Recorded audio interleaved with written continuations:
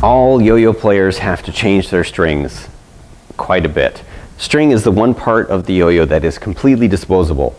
The strings wear out, and you can tell that your string is worn out if it starts to look skinny, or if it gets dirty, or if it has a knot that you can't untie. And the way that you change the string is you pinch the string maybe about 2 inches above the yo-yo.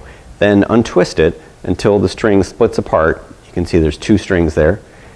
Open it up with your fingers, pull the yo-yo out. You throw away your old string. You get your new string. And when your string is new, it'll look like that. Same thing, you pinch a few inches from the end. You untwist it until you can get the strings to open up. I prefer to put the string on the yo-yo while the yo-yo is assembled. You can take your yo-yo apart if you prefer.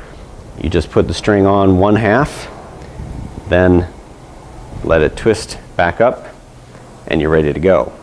For some yo-yos, especially the early transaxle yo-yos in the 90s, it was important to double loop your string. So the way that you would do that is, instead of putting the string on the axle with just a single loop, like so, you'd put it on, then you twist it and put it on again. It's just like when you're twisting a rubber band to put it around a deck of cards. That gives a little more volume inside the axle and gives a little bit more for the yo-yo to grab onto when it's time to wind up.